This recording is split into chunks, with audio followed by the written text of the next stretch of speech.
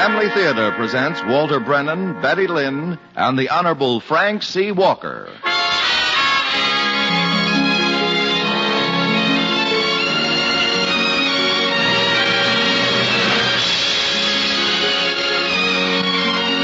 From Hollywood, the Mutual Network, in cooperation with Family Theater, presents Walter Brennan and Betty Lynn in A Star for Helen. To introduce the drama, your host, the Honorable Frank C. Walker.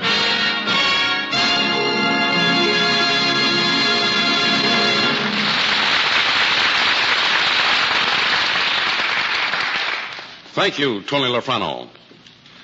Family Theater's only purpose is to bring to everyone's attention a practice that must become an important part of our lives if we are to win peace for ourselves, peace for our families, and peace for the world. Family Theater urges you to pray. Pray together as a family.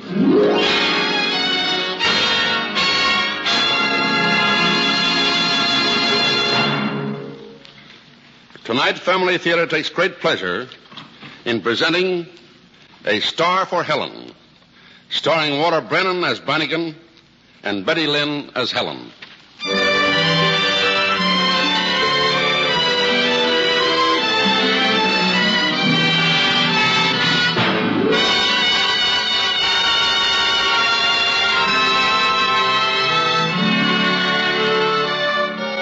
My name's Ed Brannigan, and I was thinking maybe I ought to tell you about Helen Jackson.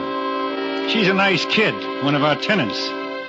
Being as that I'm the janitor of this house, I get to know the tenants. They've been here for over 20 years, and I know Helen. When Helen was a kid, 6 years old, she used to come down into the basement and talk to me. You see, I always made it a point to keep a bag of jelly beans handy. This is like it was. Hello, Mr. Brannigan. Hi, hello, Helen. School out already? Uh-huh. Been a good girl in school today? Uh-huh.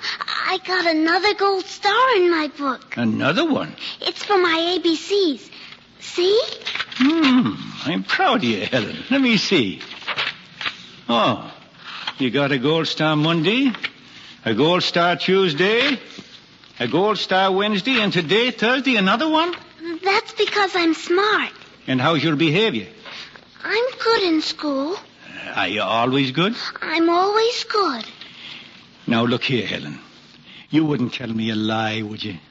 No, Mr. Brannigan. It's a sin to tell a lie. My mother told me. That's right. It is a sin to tell a lie. Now, Helen, tell me something. What would you think of a little girl who cheated with gold stars? Cheated? With gold stars? Yeah, I mean, suppose a girl in 1B knew that every time she got a gold star, she'd get jelly beans. Just like I give you jelly beans every time you get a gold star. Suppose this little girl should go to the 5 and 10 cent store and buy a box of her own gold stars, see? And suppose she pasted her own gold stars in her book just to fool people and get jelly beans. I didn't paste my own gold stars. Honest, Mr. Brannigan. Now, Helen. Honest, I didn't, Mr. Brannigan. Here, don't go away now, Helen. Come here. Your mother wouldn't like you if she knew you told lies, would she? If you tell lies, you disobey God. And if you disobey your own mother. And a good girl don't disobey her own mother. Does she? Does she, Helen? No. Okay. What does a good girl do? I don't know. Well, a good girl honors her father and mother, just like it says in the commandments. Honor thy father and thy mother. I haven't got any father. Okay, but it's a commandment anyways. Now say it after me. Thou shalt honor. Thou shalt honor. Thy father and thy mother. Thy father and thy mother. You promise me you're going to do that forever and ever? Yes. Okay, here's your jelly beans, Helen.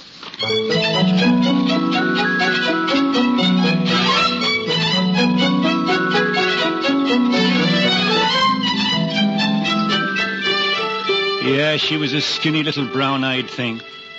Black hair, smart as a fox.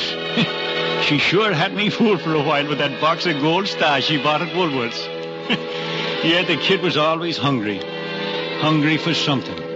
Jelly beans, donuts, but mostly for love. Kids love to be loved. And with Helen, well, her old man was dead and her mother, well, maybe I ought to tell you sort of confidential about her mother. When Helen grew up to be 12, well, this is like it was. Hello, Helen. Hello, Mr. Brannigan. You've been sitting out here all afternoon on the stoop. It's nice and sunny here on the steps. How's high school coming? Oh, it's all right. Are you getting the algebra any better? You know, how much does X equal and all that stuff? It's still sort of tough. Pretty hard to get gold stars and that stuff, huh, Helen? Remember the day long ago when you had your own box of gold stars? Seems so long ago. And remember down in the basement? Uh-huh. That was the day you told me about the fourth commandment. That's right. Honor thy father and thy mother. You never forgot that, did you, Helen? No, Mr. Brannigan. I've always remembered it. What's the matter, kid? It's nothing. Yeah, it's nothing. I've been watching you, Helen. Seen you sitting out here in the stoop plenty of afternoons all by yourself. It's really none of my business, Helen. I mean, about your mother. She keeps drinking, Mr. Brannigan. I know, kid. For almost 2 weeks. Every day. She stays in the room. Why do people have to keep drinking? Oh, different reasons, maybe. Some people got a lot of worries, so they drink. They want to get troubles off their minds. They want to be happy. My mother isn't happy, Mr. Brannigan. Look, Helen, I don't know why your mother drinks. I'm sorry for your kid, honest I am. But, well, your mother's a good woman, Helen. You know that. She'd be all right if only she didn't... And remember, she worked hard all her life. Worked to put bread in your mouth and clothes on your back. Oh, I don't know. Someday she's going to snap out of it. You wait and see. I've said 1,000,000 prayers already. Okay. Keep saying your prayers. And now, why don't you go upstairs? Maybe your mother needs you. Sometimes I wish I could run away and never go upstairs into the rooms again. Yeah, I know what you mean. But remember what I said to you down in the basement. All right, Mr. Brannigan. I remember. Thou shalt honor thy father and thy mother. That's the idea. No matter what happens, kid, that's the angle. And when you do that, Helen, you'll get a real gold star in the books.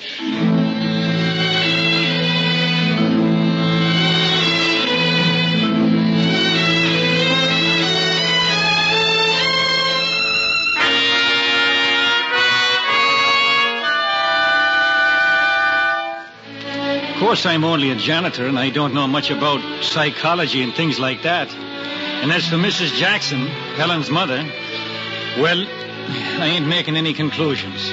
All I know is she's a good woman at heart, but she hits the bottle.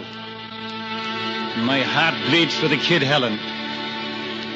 Like the day Helen was going to be graduated, for example. That's swell, Helen. You're the what? The valedictorian. That means I give the closing speech at the graduation exercises. Swell. I knew you had it in you. But what I came to see about is my mother. Yeah? I'd like her to be at the graduation. Sure, naturally. I bought her a new dress. That job after school, huh? Pays dividends. It's a beautiful dress, and she'll look lovely in it, but I'm afraid she may go off again. I mean, well, you know what I mean. Stop worrying. It's going to be on a Friday night. Yeah, sure. So could you... It's a scheme just between us. Go ahead, I'm listening. Just a bit of psychology. Psychology? I want you to give her a big boost. Tell her how nice she'll look in the dress. Tell her about the graduation and how proud she ought to be. You know, with me, your own daughter, the valedictorian. You'll leave it to me. She'll be wearing gardenias and she'll look like Queen Victoria and she'll be as...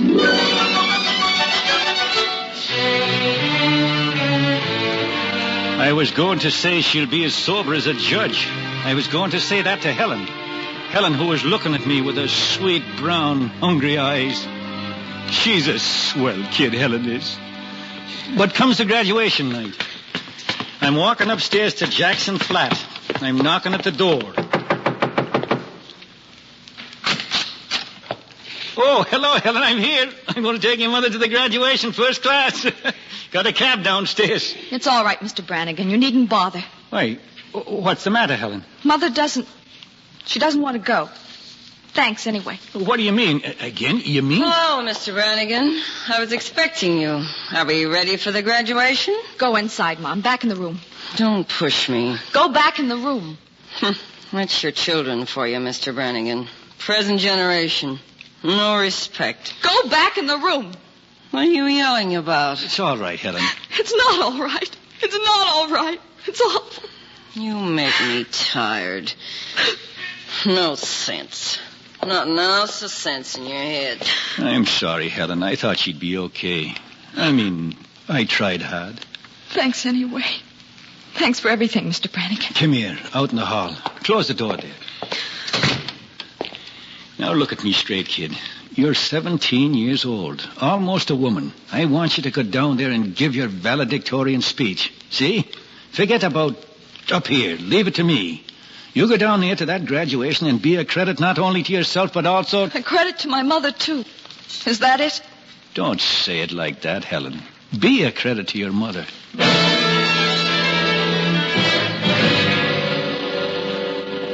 And as we, your children, go forth into life, Alma Mater, we promise to honor your traditions. You have opened our eyes to the beauties of the arts and sciences. You have guided us, your children, at your knee. You have nourished us and pointed the way like a true mother to a better and richer life. We shall always cherish your name. We shall honor you. We shall love you always. Alma Mater, our mother.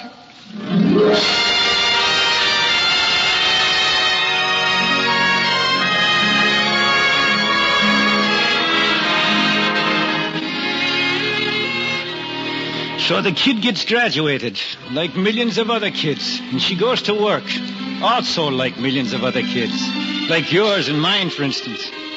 For 3 years she worked, down in a department store. She sells colognes and fancy bath salt and things like that.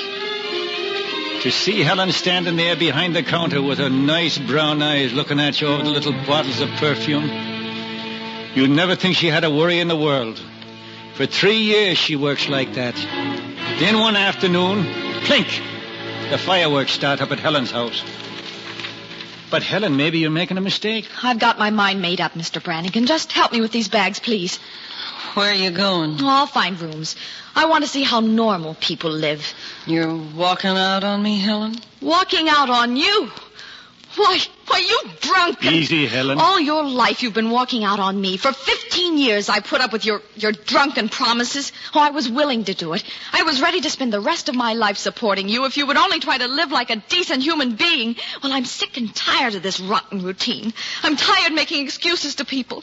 I'm tired of being shamed, disgraced. Oh, I didn't know what I was doing, Helen. I didn't mean to go down to the store today. What happened, Helen? Ask the girls at the department store.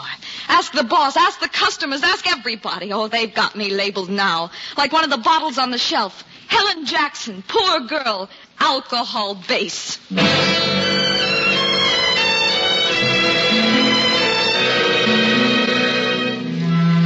So Helen moves away, takes up a room somewhere downtown. Same old story. And let me tell you, it ain't the first time I seen homes broken by what is commonly referred to as a demon rum. A drink? I like a drink myself once in a while. But as me good friend up at St. Matthew says, it ain't the use but the abuse. Of course you know that as well as I do. And there wouldn't be any use in me telling you this story of Helen Jackson if it wasn't for something that happened about 6 weeks later. It seems she was standing behind the counter, and a fellow walks up to her. Could you help me, miss? Surely. I'd like to get a bottle of good perfume. We have several of the standard brands. Any particular... Oh, no, this has to be special. I see. For the one and only? That's right, the one and only. My mother. Oh, your mother? Well, what's the matter? Don't mothers rate perfume? Oh, yes, of course. You see, it happens to be her birthday, and, well, she's getting on in years. It's nice to keep reminding them that they're not getting old. I figured a bottle of good perfume. Say, what's the trouble, miss? Nothing. You're not sick, are you? What kind of perfume do you want? That kind. $12, please.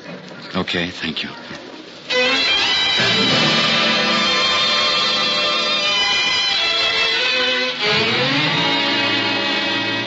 That was like on a Tuesday. On Wednesday night, what do you think happens? Oh, this is a nice place, Joe. I thought you'd like it. These booths make it kind of cozy. But to get back to my favorite subject, I had a hard time forgetting the way you looked at me over the counter yesterday. That why you made the dinner date? Maybe. I like lonesome people. What makes you think I'm lonesome? Oh, your eyes, the way you look at me, the way you speak. Am I that tragic? I didn't say you were tragic. I said you looked lonesome. And I like lonesome people.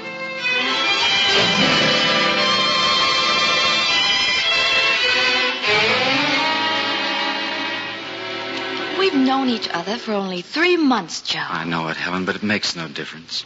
If I lived to be 1,000,000, I'd feel the same. I love you, Helen. Say it again, Joe. I love you, Helen. Oh, Joe, I'm not lonesome anymore. If you'll only say the word, I'll take you right home to the family, introduce you.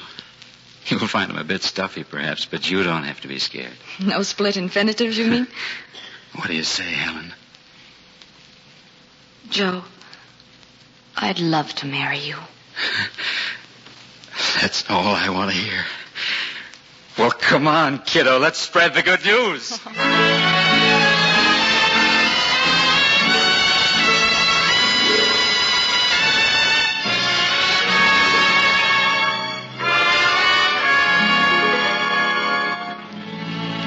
You were wonderful tonight in there. I told you the family would like you. You'd better take me home now, Joe. Oh, what's the rush? Let's stay here in the garden for a while. Really, I'm tired tonight. Yes, sure you are. But I'm going to fix that up forever. Helen, I never knew until tonight that you were practically an orphan. Well, your folks wanted to know, Joe. They were curious about background. That's why I told them about my father. Died when I was too young to remember. And your mother died when you were 12? Yes. My mother died when I was 12.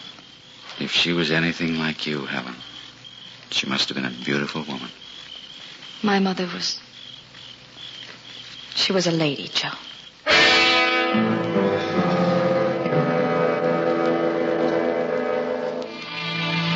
Well, that's how things were developing. So a couple of nights later, I'm sitting in my room and I hears a knock on the door. Come in.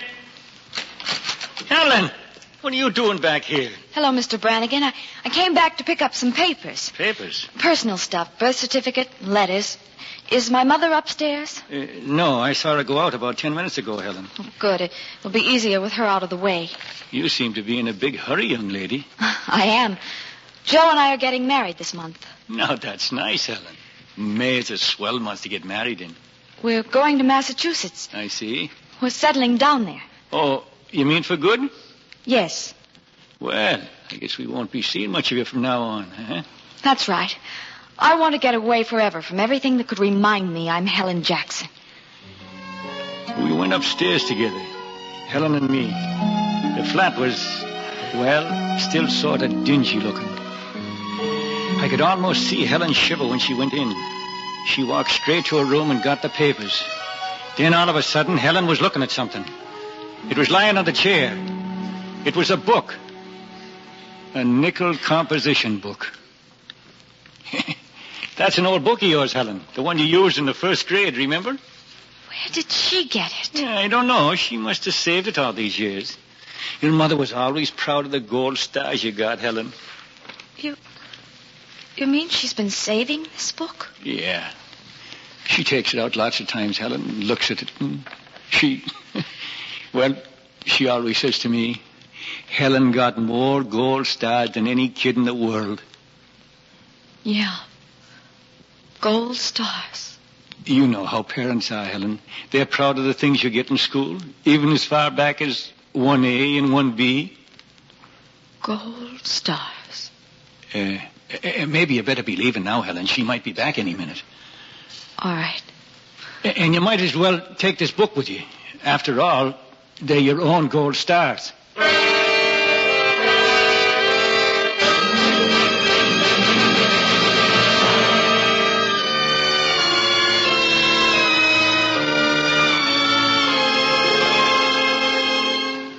Yeah. The kid went out of the house that night. She was lonesome. All of her life she was hungry for something. Mostly for love, like everybody else. And in a way, she had the perfect setup. Yeah, the perfect setup. Later, she told me about the setup. That's right. It was a perfect setup, Mr. Brannigan. Oh, it was wonderful being near Joe. I guess I love him about as much as it's possible for a girl to love a fellow. Sure, I might have been happy with him and his people. But I was playing a game, Mr. Brannigan. It was a funny game. I knew it. I knew I was walking away from something. Turning my back on something. You know, skeletons in the closet. You know, Mr. Brannigan. Sure, Helen. I know what you mean. I was thinking of my mother. I lied about my mother. They'd never understand. Even Joe might not understand. You see, I wanted Joe. Wanted to keep him forever, so I tried to pull the curtains on everything I was supposed to remember. I wanted to forget I was Helen Jackson. Wanted to forget that I ever had a mother. But I couldn't forget. Not after that night in my mother's room when we found that crazy book. I kept remembering that day down in the basement long ago. I was 5 or 6 years old, and you said, "Thou shalt honor thy father and thy mother." You said I'd get a gold star for that, Mr. Brannigan. Well, I had 1,000,000 gold stars. With Joe, with the house in Massachusetts, with kids, with all the simple things that any girl wants in this day and age. Security, affection, love. All these things I had. Until I picked up that funny little book off my mother's chair. Then something kicked the bottom out of my 1,000,000 stars. Maybe it's my conscience. Maybe it's being old-fashioned. Maybe it's being sentimental. I know what you mean. You still love your mother. I love my mother, Mr. Brannigan. I love her despite her weakness. That's the truth. I couldn't walk out on her. Not even if it meant 1,000,000,000 stars. So I had to tell Joe.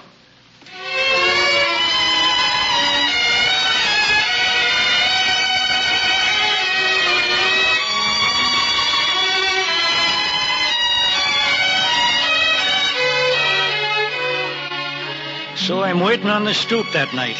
The moon is big and yellow, coming up behind the Triborough Bridge. Then I hear footsteps along the street. I'm waiting for those footsteps. Helen's. She's carrying her suitcases. Hello, Mr. Brannigan. Yeah, I've been expecting you tonight, Helen. Why? Oh, I understand you called something off today. A marriage or something, I think. Who told you? A guy who's waiting for you in the hall. Hello, Helen. Joe. Well, how did you know where I lived? Don't ask so many questions, Helen. Now, why don't you two people sit out here in the stoop? Maybe you got something to talk over. I got a little work to do in the basement. Yeah, when you're a janitor, your work is never done. Well, what are you going to say, Joe? You were willing to come back to this? That's right. To my mother. It's not your style, is it, Joe? No gardens to walk in. Helen, all of a sudden the picture is getting clearer. You know, I never really knew you till now. I think you're the nicest and bravest thing I've ever met. You were willing to go all out for someone who was down. You were going to stick when the going was tough. Okay, Helen, that's the way I want it. Why, you're the kind of girl I need. I mean that. You're only a girl, but you've got strong arms. Beautiful arms, Helen. You need a strong back, too, Joe. Yes. They call them crosses. The crosses you've got to bear. Helen, may I help you carry some of the load? You mean it? Oh, Joe. Hold me and never let me go.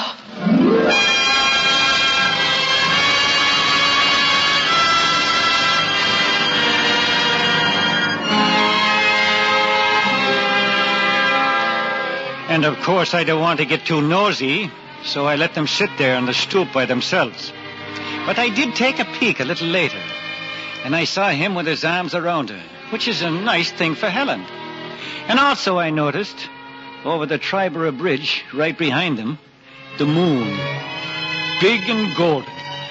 It was coming up, and I can't help thinking as I watch it, how much it looks like a big gold star. Another star for Helen.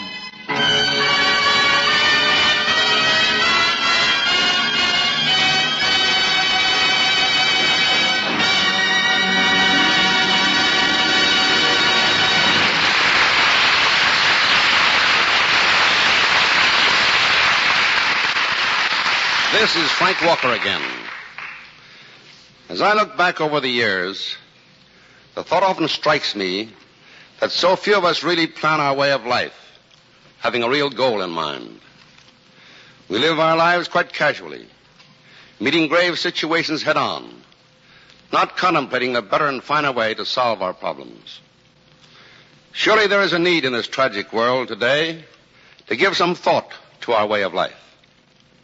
With all our amazing advancement in education, in culture, in science, we had all planned and hoped for a happier, more pleasant, more peaceful life in a more peaceful world. Yet we find ourselves more confused in a more confused world. We find a confusion unparalleled in all history. We have missed in planning our way of life, and why? I have long since reached the definite conclusion that advancement in education, culture, and science, not based upon the dignity of man and the existence of a God in heaven, will but leave us all hopeless and helpless individuals in a confused world. The holy, humble man who is the directing head of Family Theater is a superb force for good in bringing those who come within his horizon back to the fundamental doctrine. This great crusader, in his own simple fashion, is telling us in America, and I quote, "There can be no peace without recognition of a God we can love and be loved by, the God with whom we can commune spiritually, and to whom we can and must pray." With all my heart, I publicly commend him and his crusade for family prayer. With humility, I accept his philosophy that the family that prays together stays together. It is of vital importance to society that families stay together, that we recognize a personal God to whom we pray is not only important, it is absolutely essential if peace is to come and to endure in this sorry world. More things are wrought by prayer than this world dreams of.